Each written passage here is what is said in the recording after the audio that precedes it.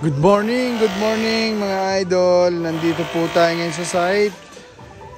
So ayan po, papakita ko sa inyo mga ginagawa namin. So ito pala yung gawa namin last year, yung turnover namin. Katabi lang po nung ginagawa namin.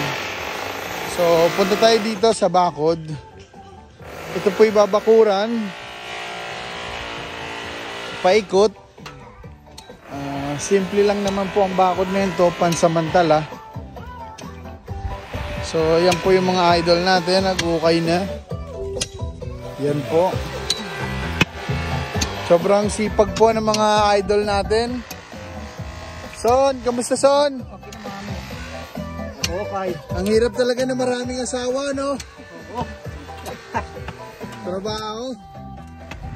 So yan nga, ikutan natin. Yan po si JR. Malupit na sumayaw. Maya-maya ay manununo na po yan. So yan po, hanggang dito ang hukay nila.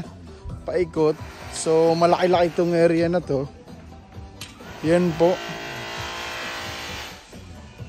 Hanggang dito. So yun, naka-layout na rin to ng tansi. Makikita nyo. So, yan po, medyo mainit na at patanghali na rin. So, pasok tayo ngayon dito.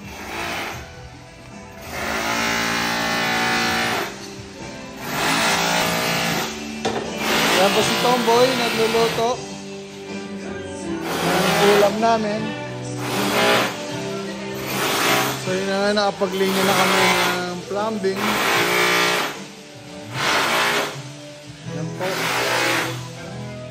Pinalitan po namin ng hambato para ibabarnes kasi natin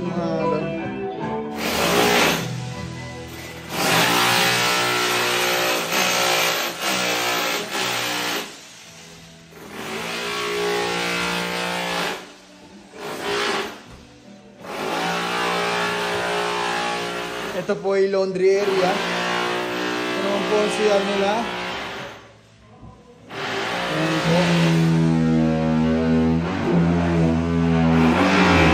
So yan po, nagtatiles na si Michael. Nakita tayo sa third floor. Binablog ko lang. Hello po, dito tayo sa third floor. Nagmamasilya na. Yan po, nasa third floor na tayo. So, yan. Ang bintana nila. Nakikita nyo. Nagmamasilya na po ang ating mga veteranong pintor mula pa galing Egypt. Yo! Yo, ito. Solid door. Ibabarnish po natin. Simple lang. Ito ang pinaka-hallway nila. Third door. So, yan po ang idol namin, si Boss Andrew. Ang veterano naming pintor, isang araw pa lang, pero yung gawa niya, pang isang linggo na.